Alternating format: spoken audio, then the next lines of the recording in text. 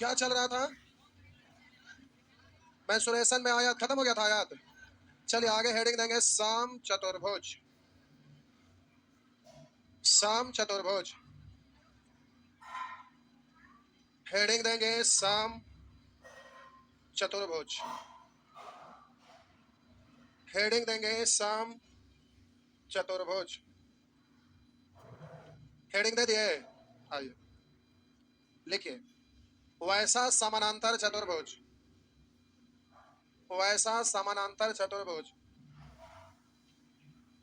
जिसका सभी भुजा आपस में बराबर हो। वैसा समानांतर चतुर्भुज जिसका सभी भुजा आपस में बराबर हो।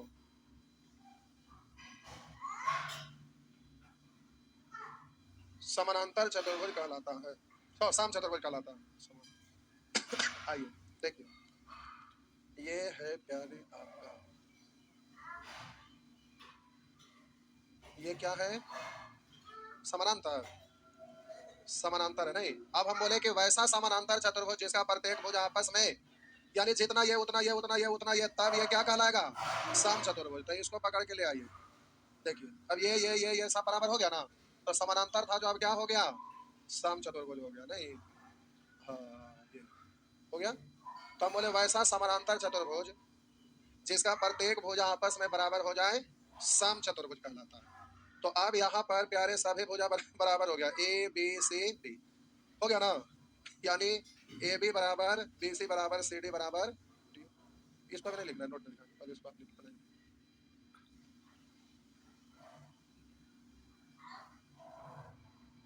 हम समानांतर से रिलेट एक दूसरे को करके इसलिए लिखवा रहे हैं कि एक ध्यान में रहेगा, सब ध्यान में रहेगा। हुआ ना?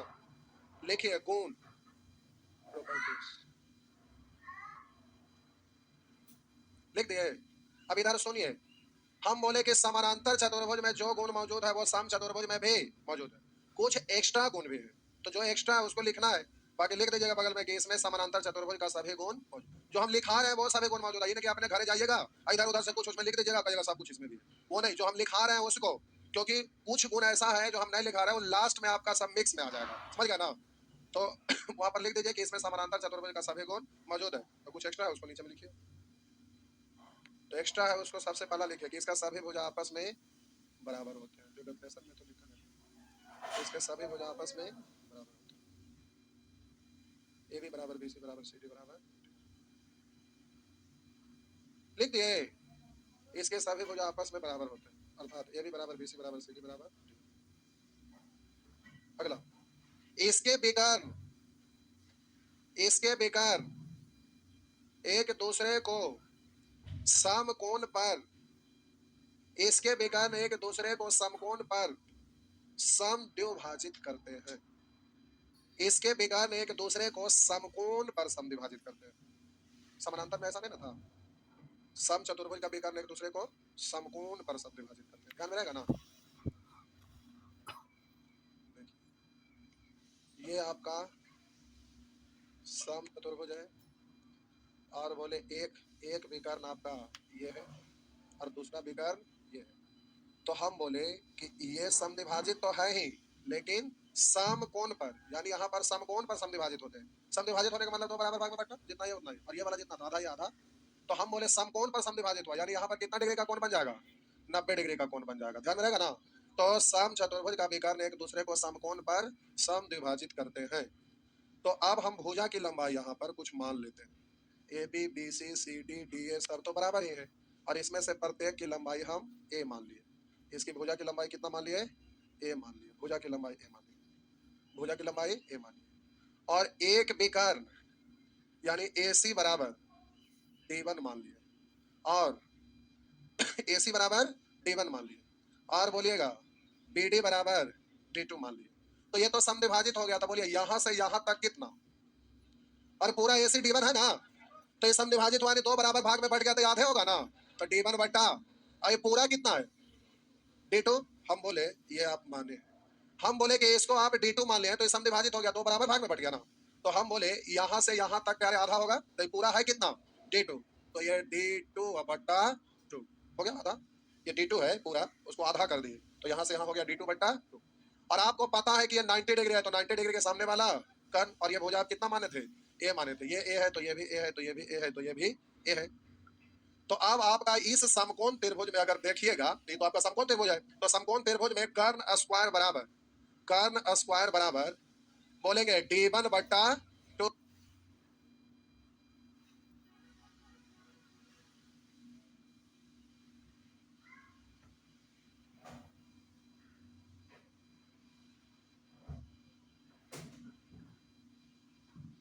हम बोले कर्ण स्क्वायर बराबर एगो लंब एगो आधार, एगो लंब तो आधार, बात तो बराबर है।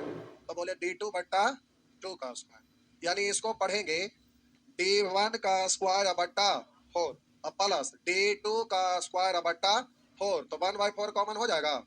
अब उधर जाएगा तो रूट हो जाएगा, तो A बराबर अंडर रूट 1/4 इंटू D1 का स्क्वायर प्लस D2 का स्क्वायर। तो सॉल्व करेंगे तो A बराबर 1/2 इंटू अंडर रूट D1 का स्क्वायर प्लस D2 का स्क्वायर। तो भाषा के रूप में याद रखिएगा कि सम चतुर्भुज का भुजा बराबर 1/2 इंटू दोनों विकर्णों के वर्गों का योगफल, 1/2 इंटू अंडर रूट दोनों विकर्णों के वर्गों का योगफल। याद रखना, ये भूलना नहीं है, ये आपको हर हाल में याद रखना है, डायरेक्ट क्वेश्चन में यूज होता है, तो प्यारे इसको भूलना नहीं है, मोस्ट इंपॉर्टेंट है।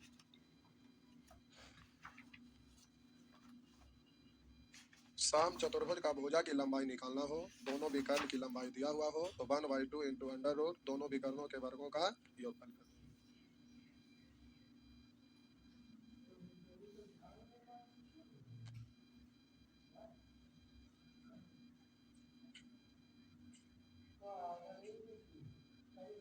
ध्यान में रहेगा तो क्वेश्चन बनेगा, ना ध्यान में रहेगा तो फिगर ड्रॉ करिएगा, उसके बाद सबको लिखिएगा, स्टेप बाय स्टेप बनाइएगा, पेज भर जाएगा, टाइम बर्बाद हो जाएगा, टुकुर टुकुर देखते रह जाएंगे, दूसरा कोई बना के निकल जाएंगे, रिजल्ट होगा तो कहेंगे किस्मतें खराब है। हो गया, आइए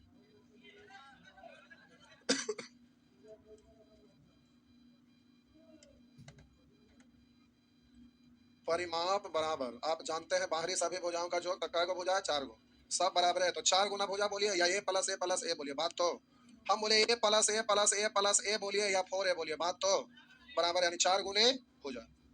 परिमाप हो गया 4 गुना भुजा। आइए क्षेत्रफल, प्यारे आपको क्षेत्रफल निकालना है,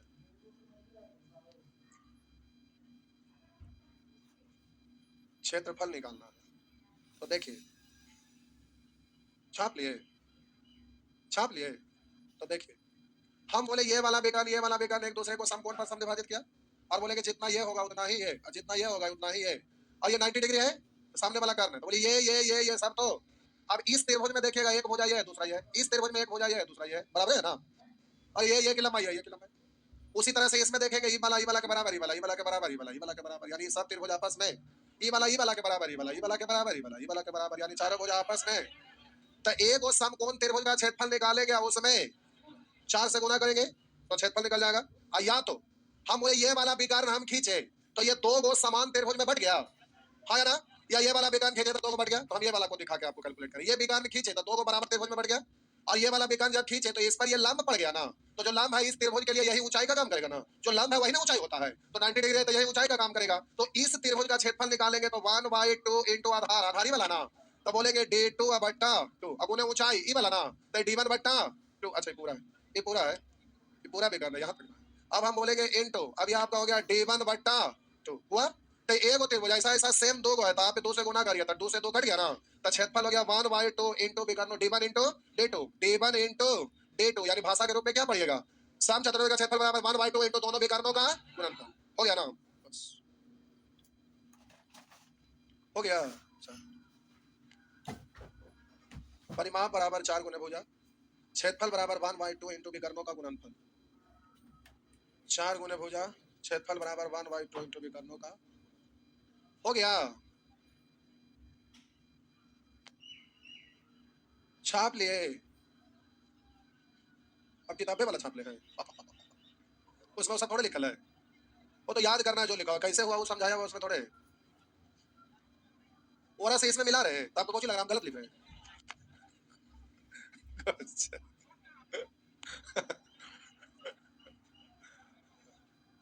अरे वो लिख के कंसेप्ट इसलिए बढ़िया से आपका बुक में दे दिए थे कि बहुत सारे स्टूडेंट हैं जो डायग्राम बनाते हैं ना तो सही सही नहीं बनाते हैं, जिसके वजह से वो गलत अगर छाप लेंगे तो गलत पढ़ लेंगे, और गलत पढ़ेंगे तो कंसेप्ट गलत होगा तो आंसर भी गलत आएगा। इसलिए वो पूरा अच्छा से किताब में लिख दिया, लेकिन लिख हल्का पढ़िएगा वही समझा दिया, दोनों में अंतर है ना।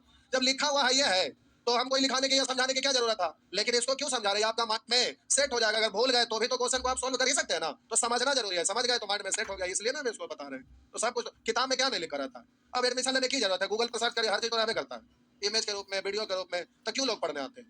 अगर वीडियो देखेंगे, इमेज देखेंगे, उसको सर्च करेंगे तो चूक बीत जाएगा, जबकि यहाँ पर एक बार पढ़ लिया कहानी खत्म हो गया, एक माइंड सेट हो गया, टाइम टू टाइम पढ़ना है, ये होता है। आइए, हो गया ना। हेडिंग देंगे बर्ग स्क्वायर, लिखे, डेफिनेशन लिखे, वैसा साम चतुर्भुज, वैसा साम चतुर्भुज जिसका प्रत्येक कोण साम कोण हो, वैसा साम चतुर्भुज जिसका प्रत्येक कोण साम कोण हो, वर्ग कहलाता है। अथवा समानांतर नहीं सुगर, साम चतुर्भुज, अथवा वैसा आयत, वैसा आयत जिसका सभी भुजा आपस में बराबर हो, वैसा आयत जिसका सभी भुजा आपस में बराबर हो, वर्ग कहलाता है, वर्ग कहलाता है। देखिए चतुर्भुज बोलते हैं समानांतर, लेकिन ये दोनों भुज, तो अब हम बोले कि अगर इसको हम यहां पर ले आते हैं तो आप बोलेंगे आपस में बराबर हो गया, तो इसको हम क्या बोलते हैं, हम बोले इसको आप क्या बोलते हैं, सम। अब बोले इसको, जब इसको आगे ऐसे बढ़ाई तो ये वाला लाइन यहाँ आ जाएगा, एक खिसक के यहाँ, तो ये सभी भुजा आपस में ये तो बराबर था ही, केवल अब यहाँ पर कौन है जो क्या बन गया 90 डिग्री। और बोले इसको आयत, लेकिन ये आयत बना था ऐसे था ना, पहले ऐसे था, अब इसको पकड़ के ऐसे खींच दिए थे तो ये प्रत्येक कोण समकोण हो गया, तो ये क्या कहलाया, आयत कहलाया। लेकिन अब यहाँ पर इसको खींच के यहाँ ले आए, सभी भुजा आपस में बराबर हो गया, तो वैसा आयत जिसका सभी भुजा आपस में बराबर हो तो क्या कहलाएगा, समझ में आ रहा है। तो हम बोले, क्या बोले जो सुनिए ना चुपचाप,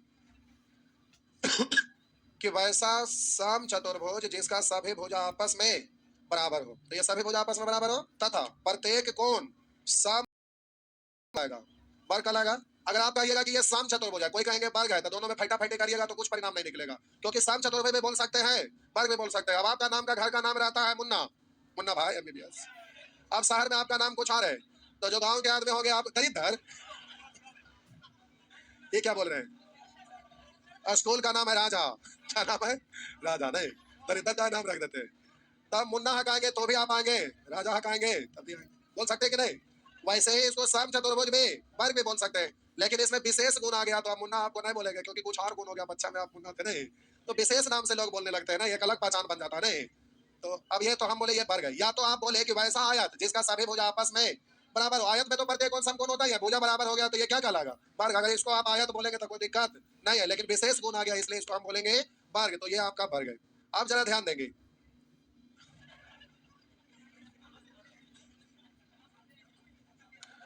आप जरा ध्यान देंगे प्यारे, साम चतुर्भुज में, साम चतुर्भुज में समानांतर चतुर्भुज का सभी गुण मौजूद था, और वर्ग में समानांतर से ही साम, असम से वर्ग बना, यानी वर्ग में साम चतुर्भुज का भी सभी गुण मौजूद है और समानांतर का भी सभी गुण मौजूद है। और हम बोले कि जो समानांतर का गुण था वही आयत में भी था, और जो आयत का सभी गुण है वो वर्ग में भी है, यानी अभी तक जितने भी गुण लिखे थे सब के सब वर्ग में मौजूद है। हाँ है ये, इसमें गुण कुट कुट भी भरल है सब, है ना।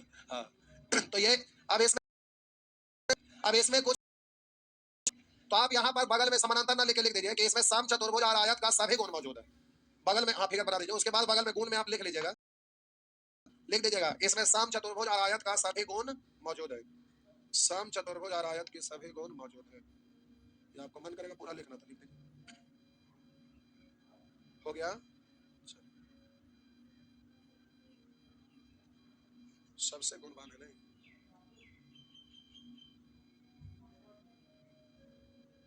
क्या हुआ,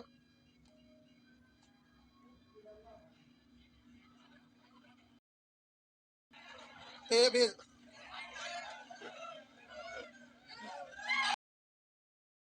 तो भुजा की नाम है तो कुछ भी लिख सकते हैं, कोई दिक्कत नहीं, लेकिन एक्स अच्छा रहता है, ठीक है, कोई दिक्कत। ए बी सी डी, क्या बोले?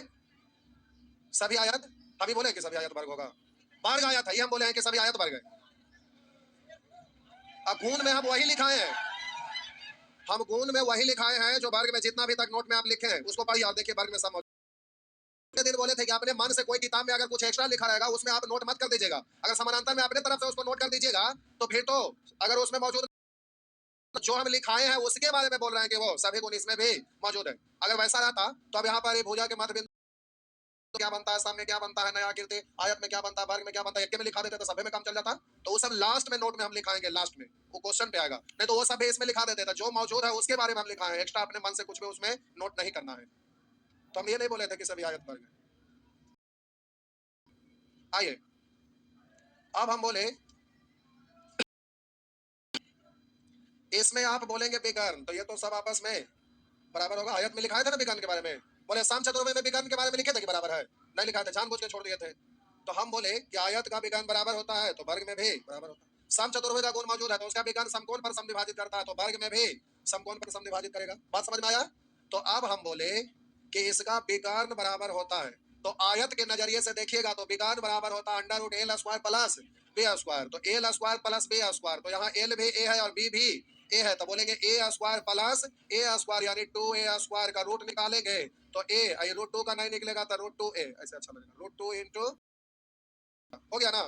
अब हम बोले परिमाप बराबर सीधा 4 गुने क्षेत्रफल बराबर, रुक जा बाबू, रुक जा, देखा इधर क्षेत्रफल निकालना है, तो अगर आयत के नजरिए से इसको देखिएगा तो आयत का क्षेत्रफल होता है लंबाई गुने चौड़ाई, तो ए गुना ए यानी ए स्क्वायर, लेकिन जब साम चतुर्भुज के नजरिए से अगर आप देखेंगे क्योंकि उसका भी गुण इसमें मौजूद है, तो साम चतुर्भुज के नजरिए से देखिएगा तो 1/2 इंटू विकर्णों का गुणनफल, तो ये पहला विकर्ण जितना है लंबा उतना ही दूसरा भी है ना, तो दोनों विकर्ण की लंबाई तो सेम है, तो साम चतुर्भुज का गुण इसमें मौजूद है, तो साम चतुर्भुज के नजरिए से देखिएगा तो 1/2 इंटू विकर्णों का गुणनफल यानी डी इंटू डी, यानी इसको आप पढ़ेंगे डी स्क्वायर बट्टा 2, यानी डी क्या है, विकर्ण है, तो बोलेंगे विकर्ण स्क्वायर और बट्टा 2, विकर्ण स्क्वायर बट्टा 2, तो आपका क्षेत्रफल हो जाएगा विकर्ण स्क्वायर बट्टा 2, विकर्ण स्क्वायर बट्टा 2। तो एक चीज और यहाँ दिख रहा है हमको, लिखा देते हैं, ठीक है। समकोण त्रिभुज आप पढ़े थे प्यारे, समकोण त्रिभुज का क्षेत्रफल आप पढ़े थे 1/2 इंटू आधार गुणे ऊंचाई, एक चीज और उसमें आ जाएगा, देखिए क्या, पहले छापिए तो बोलते हैं, छापिए तो हम बोलते हैं,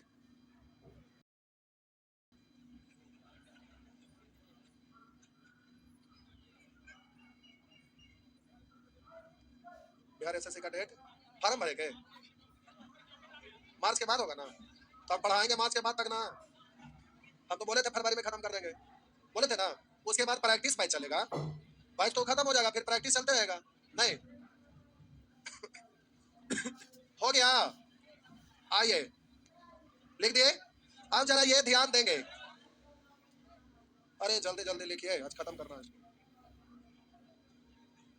क्या क्लास हो गया? 3 दिन, लगता है एक दिन आप और लगाएंगे, त्रिभुज 3 दिन, चतुर्भुज 4 दिन, वृत्त कभी नहीं घूम, हो गया। अब हम बोले प्यारे यहाँ ध्यान दीजिए, तो जरा यहाँ ध्यान देंगे, ये वाला भुजा और ये वाला भुजा दोनों क्या है, बराबर दिख रहा है, और ये वाला ऐसे कर दिए तो इसको क्या पढ़ेंगे, समद्विबाहु समकोण त्रिभुज, तो ये वाला विकर्ण बांट दिए तो ये वर्ग का क्षेत्रफल जितना होगा उसका आधा ही नहीं होगा, हाँ या ना, तो इस समद्विबाहु, हम बोले समद्विबाहु समकोण त्रिभुज, समद्विबाहु समकोण त्रिभुज का क्षेत्रफल, तो बोलिएगा वर्ग का क्षेत्रफल हो गया विकर्ण स्क्वायर बट्टा, तो विकर्ण, अब विकर्ण यहाँ पर चतुर्भुज में ना पढ़ते हैं, और इसी को आप त्रिभुज में क्या पढ़ते हैं, कर्ण पढ़ते हैं ना, कर्ण, हाँ, तो अब इसको हम पढ़ेंगे कर्ण स्क्वायर बट्टा 2, तो वर्ग का क्षेत्रफल है, ये तो आधा ही है ना पूरे का, तो इसी को आधा कर दीजिए, तो आपका हो गया कर्ण स्क्वायर बट्टा 4, तो समद्विबाहु समकोण त्रिभुज का क्षेत्रफल हो गया कर्ण स्क्वायर बट्टा 4, समद्विबाहु समकोण त्रिभुज का क्षेत्रफल हो गया कर्ण स्क्वायर बट्टा 4, समद्विबाहु समकोण त्रिभुज में कर्ण की लंबाई दिया रहेगा, क्षेत्रफल पूछेगा तो कुछ नहीं, सीधा बोलेंगे कर्ण स्क्वायर बट्टा 4।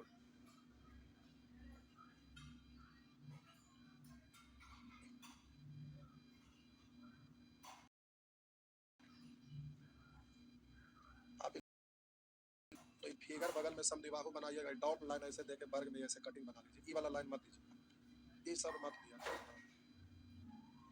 तो काम आपका हो जाएगा। ये है दो, इसको आप डॉट लाइन से दर्शा दीजिए, और ये वाला है डी, और ये वाला भी है, दर्शा सकते हैं, सब ना भी लिखेगा देखिए समझिए ना। अब जीवन भर हो गए नोटे पढ़ते थोड़े रहेंगे जीवन भर नोटे नहीं ना पढ़ते रहना है, समझ गए, हो गया, बाकी क्वेश्चन में आएगा तो देखा जाएगा, हो गया ना। चलिए आगे है,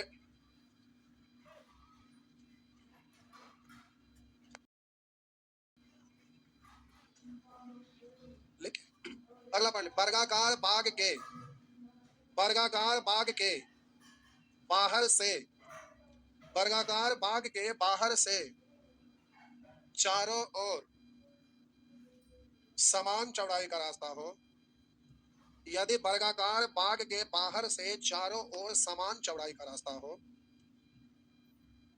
तो रास्ते का क्षेत्रफल बराबर, सिंबल वाला बराबर, तो रास्ते का बराबर, तो देखिए अब ये आपका फिगर उगर बनाना कोई जरूरी अब ना है, इतना तो आप समझदार है, लेकिन बना देते हैं, कांटों को बकलोल भी रहते हैं। आइए ये बकलोल के लिए, ये भुजा की लंबाई, और ये वर्गाकार बाग के बाहर चारों ओर समान चौड़ाई का रास्ता, इधर एक्स तो इधर भी एक्स, तो इधर भी एक्स, तो इधर भी एक्स, तो ये बाहर वाला हो गया, इधर एक्स बढ़ गया, तो ये लंबाई पहले ये था एक्स प्लस एक्स यानी 2x, तो ये हो गया a प्लस 2x, वैसे ही ये वाला आपका था a, इधर इधर बढ़ गया, तो ये हो गया a प्लस 2x। अभी रास्ता का क्षेत्रफल निकालेंगे, तो ये वाला वर्ग का क्षेत्रफल में सी वाला घटा देंगे, उतना मेहनत करने की जरूरत नहीं है, सीधा तो रास्ते का क्षेत्रफल, रास्ते बराबर, अगर आयत के नजरिए से देखिएगा तो 2x into L plus B, तो यहाँ एल भी आपका ए है और बी भी ए है, तो बोलेंगे एल प्लस बी, यही ना था, 2x into L plus B plus 2x, यही है ना, तो कॉमन ले लेंगे ए 2 है, तो 2 को कॉमन आ जाएगा, तो पहले से 2 है, दो दो नहीं 4 है, यहाँ क्या बचेगा ए, इधर क्या बचेगा x, तो ये दोनों को एक साथ जोड़े, तो ये 2 हो गया, 2 कॉमन हो गया, तो ये हो गया 4x इंटू ए प्लस एक्स, ए प्लस एक्स,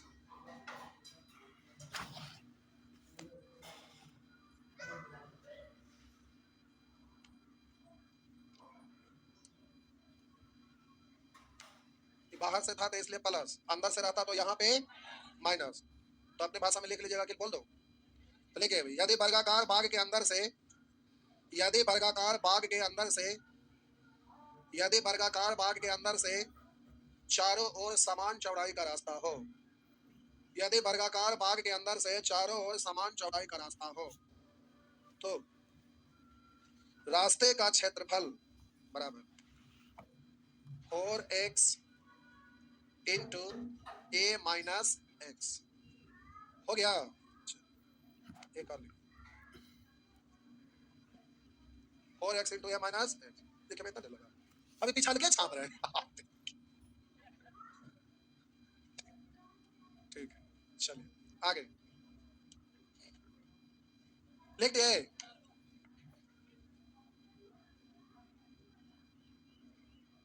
आगे लिखिए यदि वर्गाकार बाग के अंदर से, यदि वर्गाकार बाग के अंदर से समान, यदि के अंदर से दो समान चौड़े के लंबवत काटता हो, यदि वर्गाकार बाग के अंदर समान चौड़ाई का रास्ता दूसरे के लंबवत हो, रास्ते, इधर देखिए ये, अब रास्ता बीच में ऐसे ऐसे एक दूसरे के लंबवत काटे, समान चौड़ा, यानी ये x तो ये भी x, ये है वर्ग, ये है, और ये आपका, तो ये वाला x और ये वाला भुजाएं, तो रास्ते का क्षेत्रफल बराबर रास्ते का, तो आप आयत में सीखे थे x इन बी माइनस, ये ना था, तो बोलेंगे l भी a है और b, और बोलेंगे माइनस x, यानी हो गया x 2a माइनस, हो गया ना, हो गया ना, निकाल दो फिर से क्या,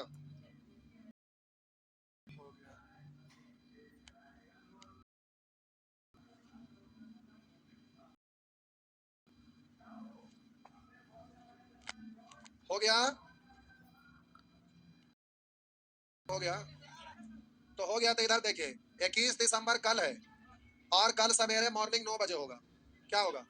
नंबर नंबर सिस्टम चालू हो रहा है, यानी एडवांस से शुरू हो रहा है। नंबर सिस्टम के बाद अलजेब्रा, उसके बाद ट्रिगोनोमेट्री, मेंसुरेशन, ज्योमेट्री, जो भी हो, और वो बैच 2 घंटा का फिर 10-15 दिन के बाद हो जाएगा। तो अगर आपको नंबर सिस्टम की निगाह छूटा हुआ है तो प्यारे उस बैच में आप अच्छे से पढ़ लेंगे, ना पढ़ेंगे तो गए।